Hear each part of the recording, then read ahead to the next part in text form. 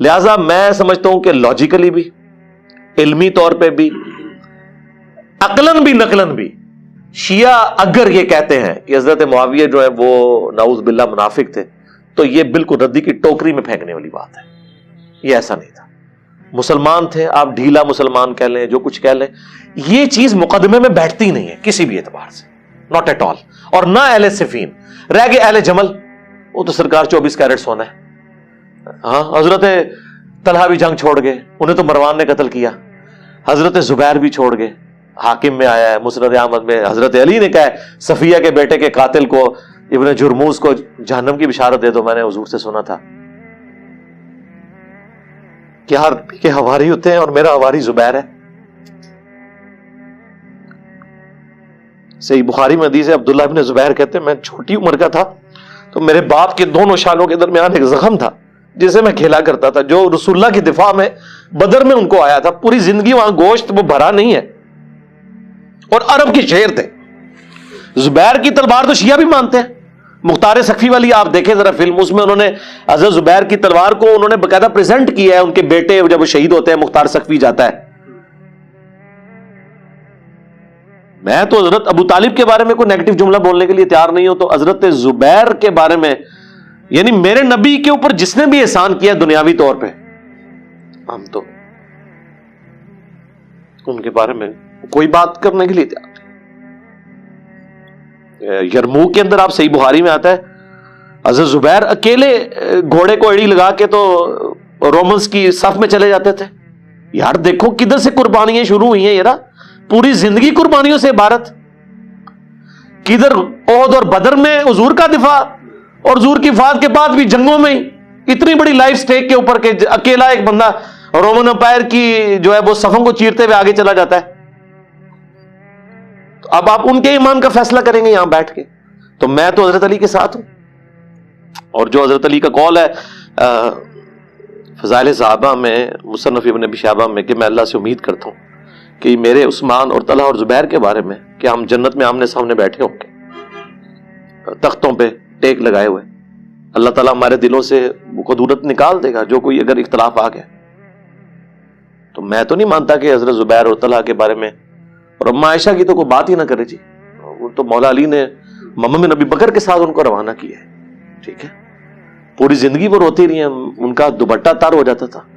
انہوں نے تو کہا کہ مجھے رسول اللہ کے ساتھ دفن نہیں کرنا، مجھے میری سوگنوں کے ساتھ دفنانا. شیخ البانی نے باقاعدہ یہ بخاری اور مصنف ابن شیبہ کی حدیثیں جمع کر کے ہوب کے انڈر انہوں نے لکھا کہ واضح یہ اما عائشہ کا اشارہ اسی طرف ہے جو ان سے جنگ جمل میں مسئلہ ہوا، کہ انہوں نے کہا کہ بلکہ بخاری کے الفاظ ہیں، میں نہیں چاہتی کہ میری ابو بکر، عمر اور رسول اللہ کے جیسے لوگ میری تعریف کریں، مجھے سوگنوں کے ساتھ دفن کرنا. تو میرا خیال ہے جب عام بندوں کو تو آپ یہ کہہ رہے ہیں کہ یار مرنے سے پہلے اگر توبہ کر لو غرغرے سے تو قبول ہے، تو جن کی پوری زندگی قربانیوں سے عبارت ہے، کہیں ایک دو جگہ ان سے مس ہینڈلنگ ہوئی ہے اور انہوں نے توبہ کر لی، وہ زیرو سے ملٹیپلائی ہو گئے. آپ کی پوری زندگی گناہوں سے عبارت ہے، اور آپ موت کے غرے سے پہلے کلمہ پڑھ لیں آپ جنت میں. اور وہ طلحہ، زبیر، عائشہ جو حضور کی جانثار پوری زندگی رہیں، اگر ان سے جمل کے اندر مس ہینڈلنگ ہوئی ہے اور بعد میں وہ ندامت میں ہے، وہ زیرو سے ملٹیپلائی ہو گئے. تو میں نے تو اکثر کہتا ہوں ہمارا مقدمہ آپ گوروں کی عدالت میں لے جائیں. یہ فٹ ہی نہیں بیٹھتا. جو کچھ غالی رافضیوں نے عقیدہ گڑا ہے، یہ نہ سنیت کی کتابوں میں بیٹھتا ہے نہ شیعہ کی کتابوں میں بیٹھتا ہے. یہ جسٹ غلوف کے اوپر مبنی ہے، اور اس کو اٹھا کے ردی کی ٹوکری میں پھینک دینا چاہیے. اگر میں یہ بات کر رہا ہوں، اب مجھے کوئی یعنی شیعہ علی ہونے کا سرٹیفکیٹ میں نے کسی سے لینا ہے؟ تم لوگوں نے پوری زندگی یعنی سینکڑوں سال امیر شام پہ لانتیں بھیج کے ان کی غلطی لوگوں پہ عیانی کی. ہم نے ان 10 سالوں میں رضی اللہ عنہ کہہ کے پوری دنیا کے سامنے ایکسپوز کر دیا. ہم سے زیادہ کون غدیر خم کا مقدمہ لڑ رہا ہے؟ لیکن ہم منصف مزاج ہیں. وَلَا يَجْرِمَنَّكُمْ شَنَآنُ قَوْمٍ عَلَىٰ أَلَّا تَعْدِلُوا اعْدِلُوا هُوَ أَقْرَبُ لِلتَّقْوَىٰ. کسی قوم کی دشمنی آپ کو اس پہ نہ ابھارے کہ آپ انصاف کا راستہ چھوڑ دیں. انصاف کا راستہ یہی ہے کہ یہ سابقون الاولون تھے، اہل جمل، بڑے پکے ٹھکے مسلمان تھے، ان میں کوئی شک نہیں ہے. ایک آدھ اس طرح کی مس ہینڈلنگ کے بعد پھر جب رجوع بھی ہو جائے تو پوری زندگی کسی کے زیرو سے ملٹیپلائی نہیں ہوتی. کافروں کو تو آپ بشارتیں دے رہے ہیں، کوئی کلمہ بھی پڑھ دو مرنے سے پہلے تو سارا کچھ اور قرآن میں لکھا ہوا ہے کہ اگر کوئی شرک سے بھی توبہ کر لے ہم گناہ بھی نیکیوں سے بدل دیں گے. سورہ فرقان آیت نمبر 70. تو کیا حضرت عائشہ تعالیٰ زبیر کی توبہ نے ان کی اس غلطی کو نیکیوں سے نہیں بدلا؟ شرک اگر نیکی سے بدلا جاتا ہے, شرک سے تو چھوٹا ہی گناہ ہے نا امام وقت کی بیعت سے ہٹنا. تو اس لیے ہم تو اس اعتبار سے اہل سنت کے منہج کو بالکل 24 کیرٹ سونا مانتے ہیں. اس سے مراد کوئی بریلوی دیوبندی اہل حدیث یا وہ سنی وہ والا نہ لے, میں اہل سنت کے منہج کی بات کر رہا ہوں جو ہم ائمہ کو مانتے ہیں. سیدھی سی بات ہے. صفین والوں کے بارے میں کیا ہے؟ وہ بھی جی مسلمان ہے. دیکھیں مولانا جب کہہ رہے ہیں کہ میں نہیں, سابقون الاولون تو نہیں ہے, سابقون الاولون نہیں ہے. وہ تو سارے وہ شامی تھے پہلے, وہ مطلب میں ان کے لیے سخت صحابہ کی کس کیٹیگری میں آپ ان لوگوں کو رکھتے ہیں؟ کن کو؟ یہ صفین والوں کو. نہیں صفین والے تو صحابہ ہم ان کو مانتے ہی نہیں سوائے چند ایک کے, حضرت عمر بن عاص ہو جائیں, مغیرہ ابن شعبہ ہو جائیں, باقی کدھر صحابی تھے؟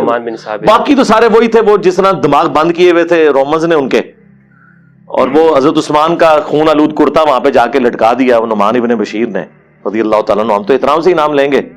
اور وہ ایک پورے کا پورا ایک مقدمہ اس پہ کھڑا کیا. وہ بیسیکلی سارے وہ رومنز جو تھے نا وہ لائی لاگ لوگ تھے, پہلے وہ لگے ہوئے تھے ان کے ساتھ.